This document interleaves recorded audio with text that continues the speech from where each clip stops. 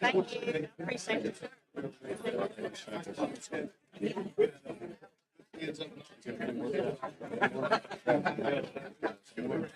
They're good folks, man. I love them. Did you really?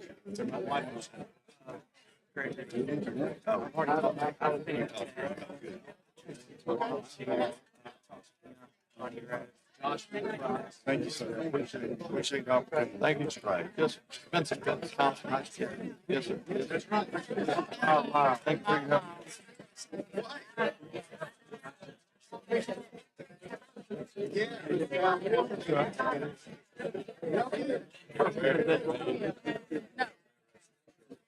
Thank you, sir. Appreciate y'all coming. Oh, yes, sir. I think it's helping to see y'all here. Yeah, yeah. I need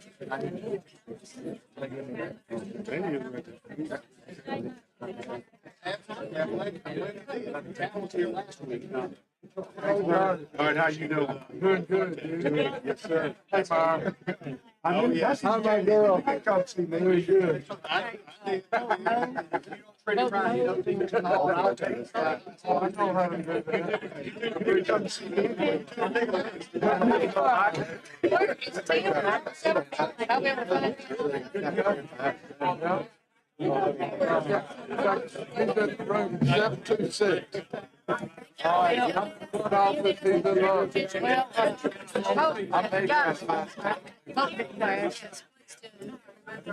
Oh, I know. I think a lot of them got us older. They found out about late. I think for the homeschool.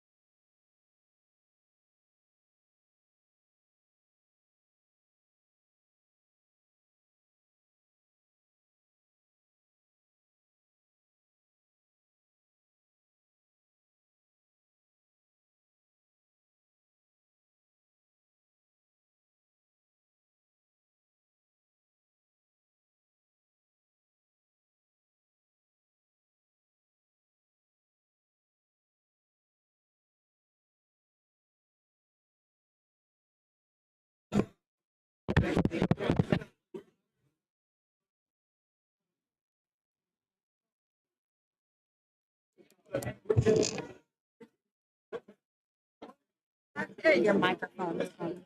It is. Yeah, I just, most people, And everybody can hear.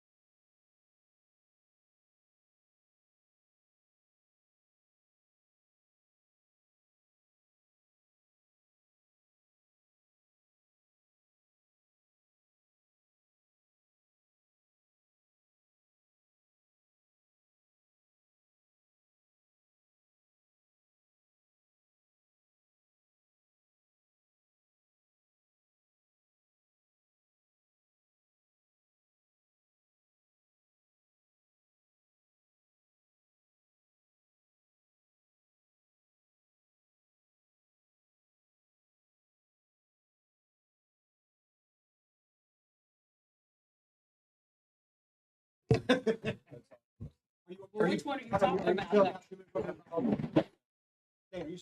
All right, the committee will come to order, and State Government Committee, and clerk call the roll. Senator Butler. Aye, here. Senator Elliott. Here. Senator Orr. Senator Allen. Senator Albritton. Senator Roberts. Senator Bell. Here. Senator Kelly. Senator Coleman Madison.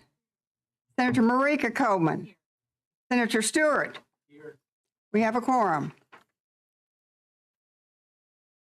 Okay, quorum being present, committee is ready to conduct business. First bill is, I'm going to take is House Bill 75 by Mooney with Senator Wagner. He has another meeting he's got to get to.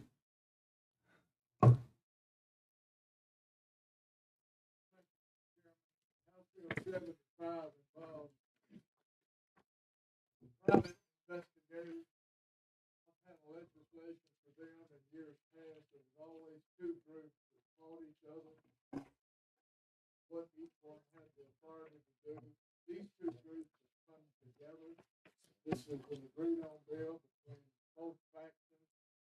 And basically, that's what it does, Mr. Chairman. It's an agreed on bill among private investigators. Thank you, Mr. Chairman. First of all, I want to commend you on working with these two groups. They have been before the legislature for decades.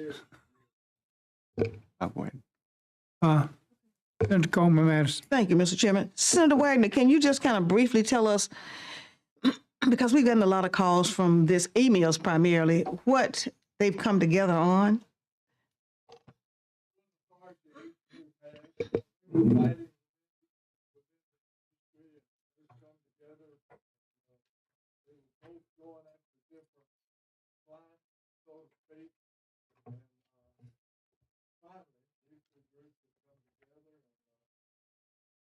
They're working together now. That's about as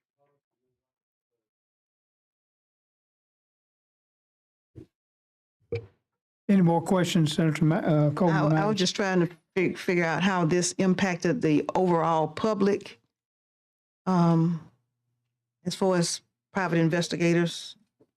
That's my concern Chairman. is Well, I'll give you a copy of the bill and you can read it I just like I did. I got it. I'm trying to, but it's, as Senator Smith was pointed out this morning, it's a matter of reading and it's a matter of understanding what you read.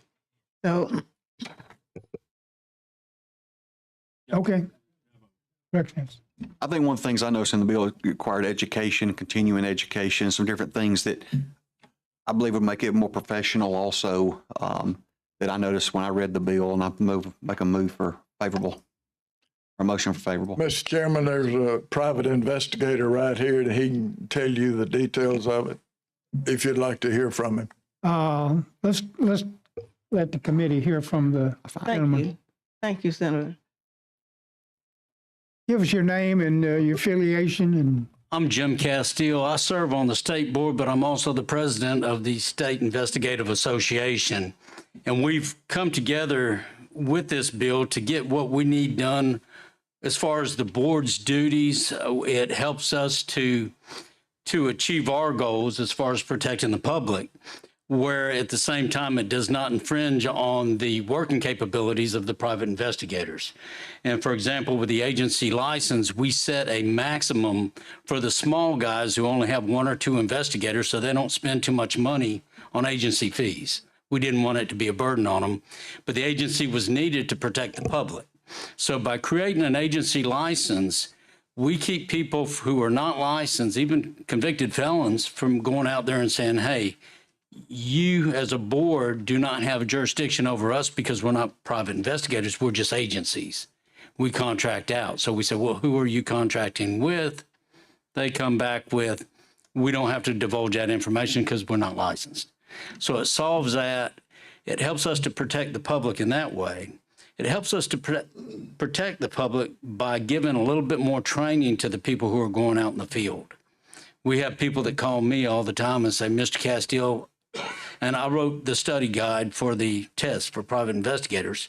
Let's say I read your book, I took the test, I got licensed, and I've got a case, but I don't know what to do on it. They need advice, and they should never go that far without some training. So you all are the one-stop shop. Pretty much, pretty much. But no, also, right now, private investigators from the association side of it are having a hard time bringing new people into the field.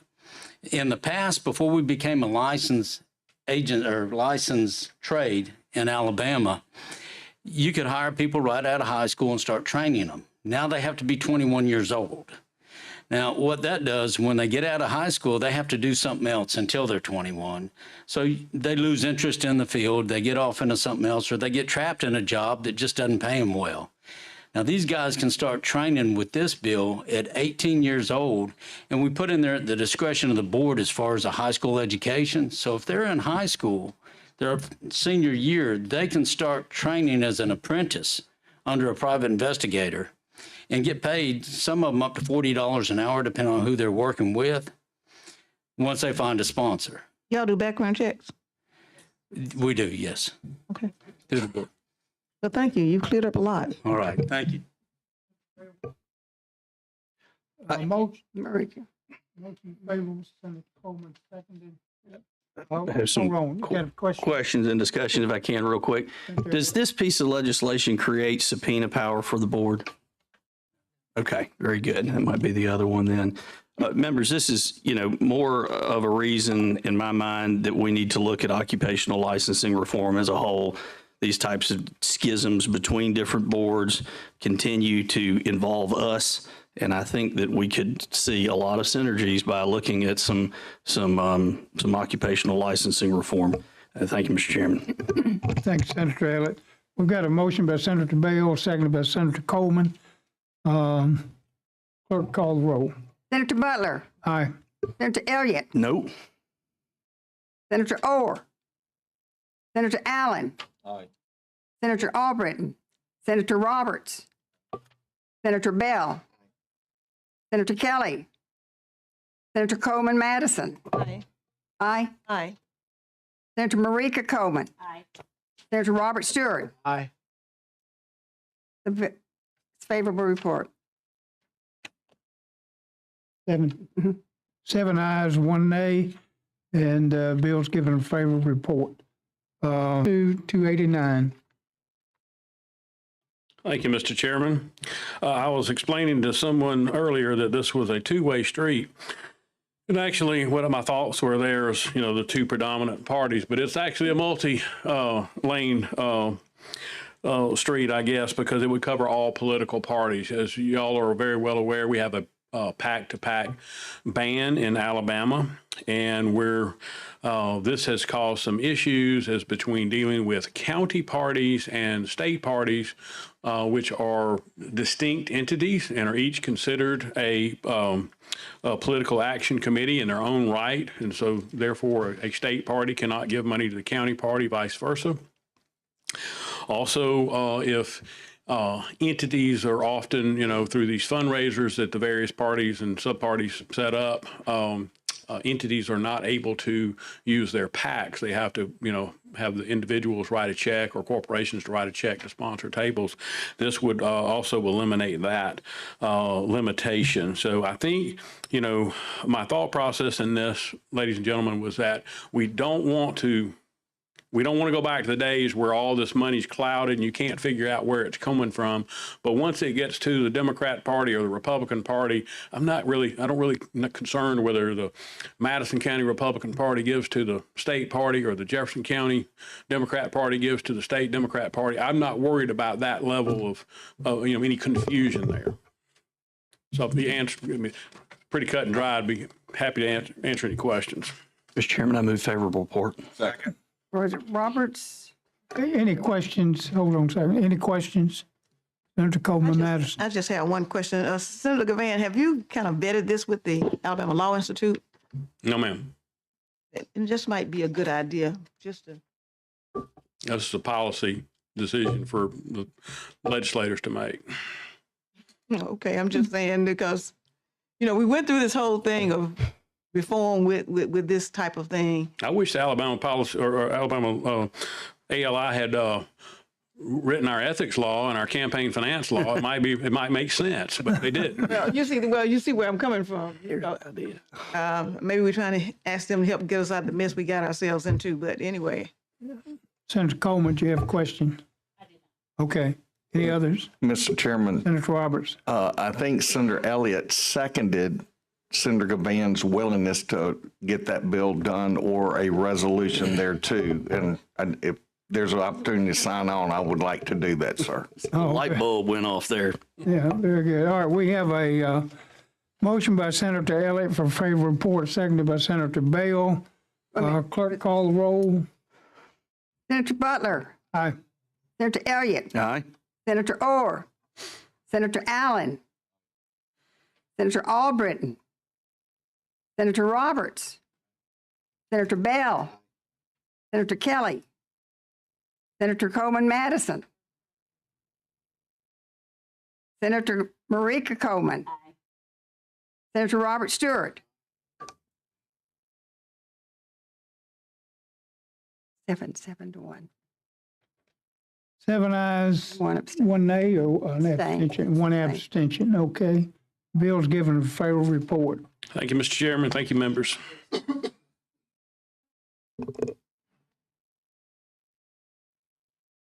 Senator Elliott.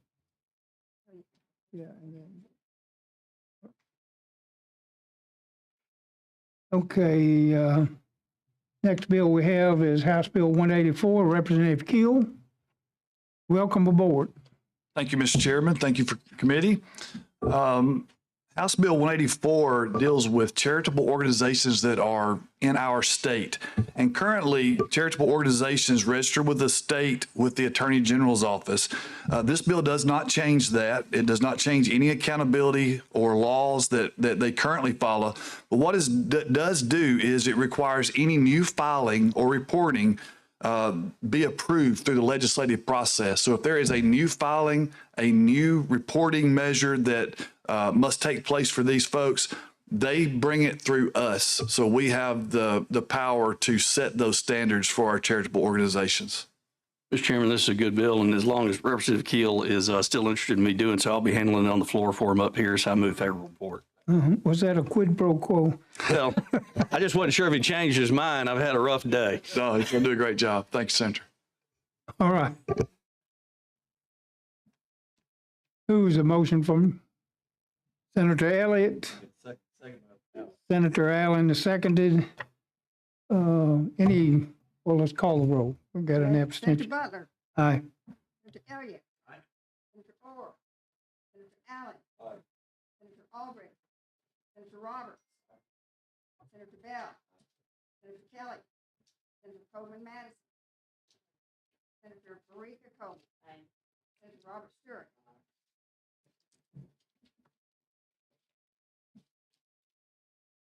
Eight ayes, no nays. The bill given favorable report. House Bill 260, Representative Sales. Thank you, Mr. Chairman. Thank you, committee. Thank you, Mr. Chairman. Thank you, committee. So HB 260 addresses the Alabama Electronic Securities Licensure Board. So as time passes and technology improves, we have to go back and update the code language some. So this basically updates the part addressing electronic security business in Alabama. There's been companies that are making phone calls and trying to sell this that are not licensed in Alabama. And what this does is brings them into the code and into the board has authority over them. If there's any questions, I'll be glad to answer. Okay, any questions for Representative Sales? I have a lot, Mr. Chairman. Okay. Senator Elliott? Representative Sales, forgive me, you're one of my favorite people in the legislature. I hear you. I'm not sure you're going to think the same of me. Members, if y'all look at page 18, and this is a big bill, and I hope everybody's looked at this. I am concerned. I continue to be concerned, and this is going to be one of those broken record things y'all hear from me at the widening authority of these boards and what we're really doing here. So, especially for the lawyers in the room, starting on line 478, page 18. Let me back up. We're just going to We're going to start on 17, line 472. If the individual, company, corporation, firm, or business entity to whom the board directs a cease and desist order does not cease and desist prescribed activity, conduct, practice, or performance of the work immediately, the board may impose an administrative fine of not more than, ready for it, $5,000. Now, the previous bill we had is a $1,000 fine. I just want to make sure we all know $5,000 fine. Okay? It's up to that. It is up to that, which I bet you'll find out is exactly what they do. They're going to max it out. It's going to go ding when it hits the top. Line 494, page 18, petition the circuit court of the county where the act occurred to enforce the cease and desist order or collect the assessed fine or both. They're going to take you to court and they're going to get their money. Backing up to line 490, there's another administrative fine of $5,000. I mean, guys, y'all see all the new language in here. I just want to make sure we know what we're doing. And I'm going to ask the same question that I asked earlier, Representative Sells. Does this give the board subpoena authority? No, sir. Not that I know of. Does not. Is anyone here from the board? Yes. Well, I think you're going to find the answer is. So I represent the association that works directly with the board. So the problem is that we have people who are not licensed that have come into the state and they don't intend to be licensed. They typically work for a pyramid type scheme and they go into these homes, they knock on doors. Ms. Davis, subpoena authority? Well, these are things at the request of the licensure board. And the deal is when they go into these homes. Ms. Davis, are you able to answer my question? I'm sorry. I'm sorry. I don't really remember exactly what your question. Does this bill give the board subpoena authority? I don't think that it does. Okay. Thank you. No, sir, I don't. Mr. Chair, if you don't mind, just while she's still there, thank you. It was helpful kind of to hear a little bit more about why we are here. And I think that's what she was kind of giving us a little bit about how we got to the place that we are today. If you don't mind, Ms. Chair, if we can continue to hear that. Okay. So they're knocking on doors. Typically, they prey on the elderly, and they go into these homes and they convince these individuals to purchase a alarm security system. Many of them already have a system already that's in place, and they convince them that they need it, and they get them to sign a contract. The contract is typically for about $5,000, but they say you can pay it over a period of time. And usually it's an elderly person will sign the contract, and then their daughter or whoever comes home that evening and said, "What did you do? We already have a contract. We already have an alarm system." And they said, "Oh, I didn't know." And when they try to cancel them, they're not allowed to. And these are the people who are not licensed that are doing that. The licensed people don't do that. So this requires them to wear something on their shirt that says that they're licensed, that who they work for. There's another piece of legislation that requires it to be on their truck as well. And right now there's no teeth. There's nothing we can do. So you call the police and you say somebody's been in their home. They've got other bigger things to deal with. You call the Attorney General's office. They say we have other things to do with, so other bigger deals to take care of. So we don't have any way to stop these people from preying on folks and selling them these security products that they don't really need.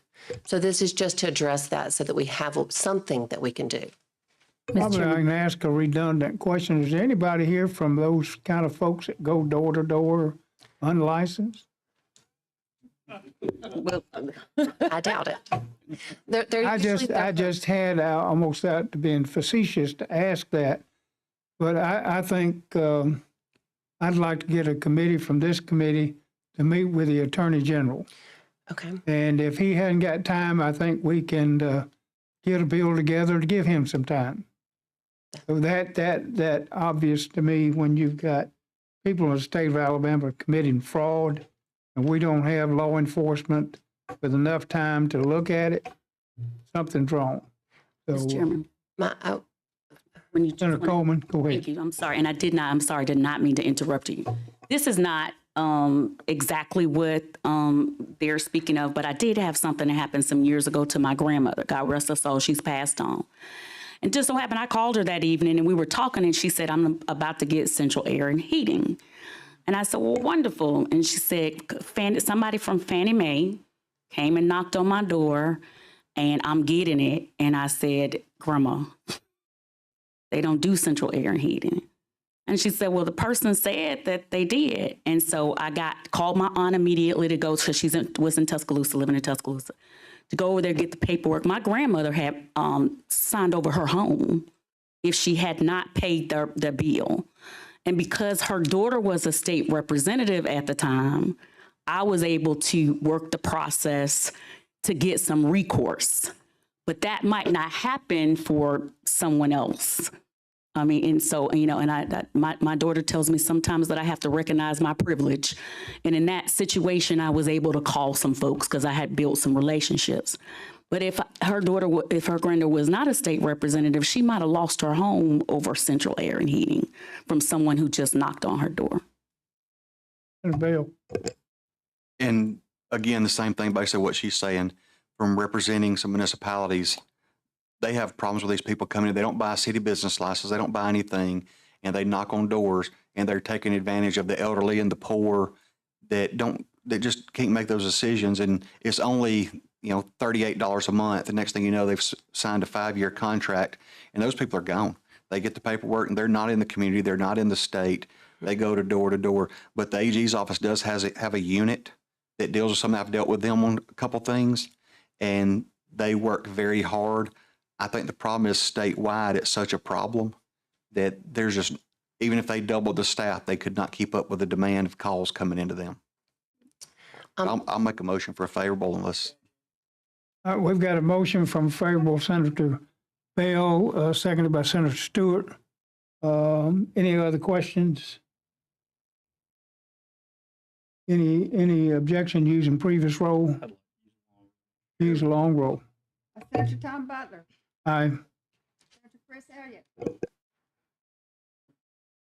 Orr. Senator Allen. Senator Albright. Senator Roberts. Senator Bell. Senator Kelly. Senator Coleman Madison. Senator Marika Coleman. Senator Robert Stewart.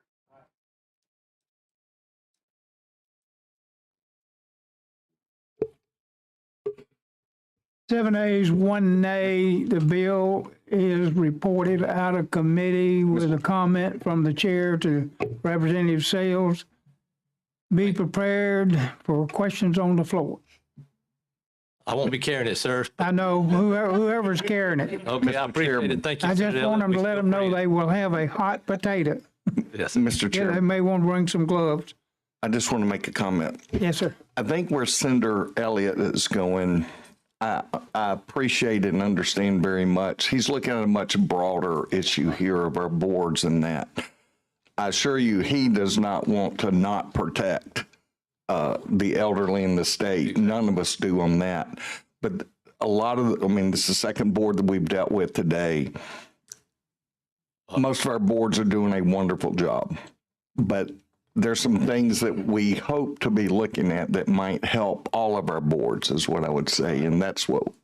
So when I first got this bill, I saw that $5,000 number and was worried about it. So I started calling other agencies, other boards, and the fine really is $1,500, and that's in line, but it's up to $5,000.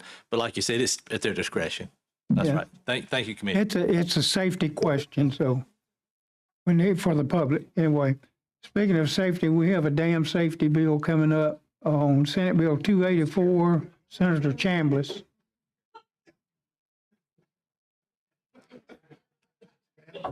I'm sure I'm going to have to resist the urge several times during this conversation.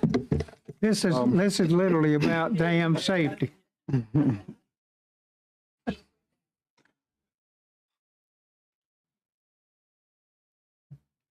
Mr. Chairman. Senator Chambliss, if you've gathered yourself, you're recognized. Thank you, sir.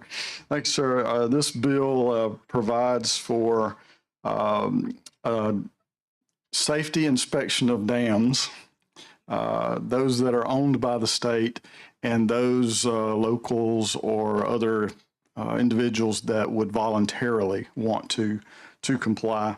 We're the only state in the nation that does not have a dam safety program, and it is something that in this limited fashion that I think is necessary so that we take care of the dams that we as a state own.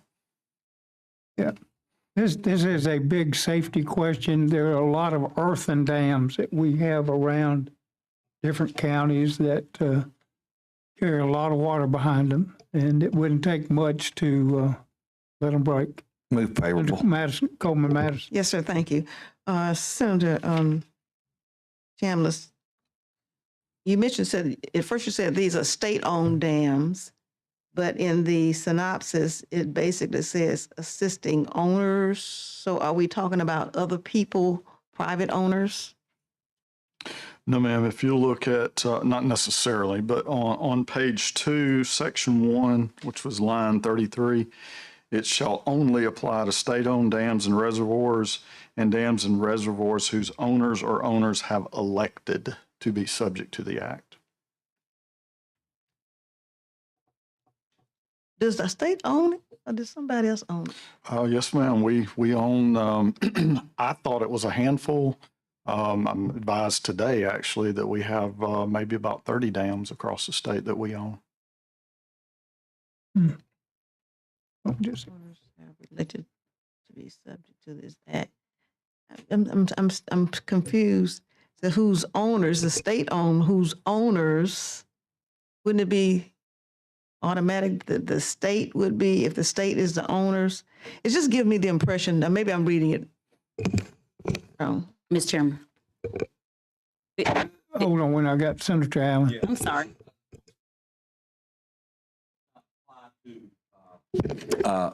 Cities and small towns that own their reservoirs. It does not unless they want it to. Okay, thank you. Yes, volunteer.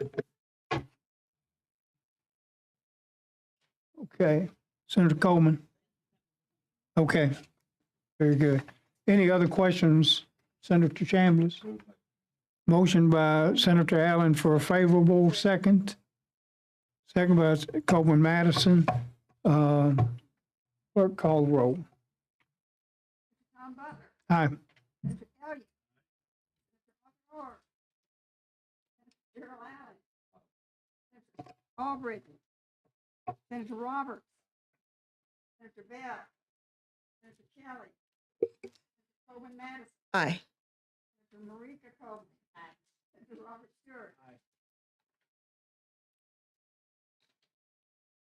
8 ayes, no nays, and the bill's given favorable report. Thank you, Mr. Chairman, committee.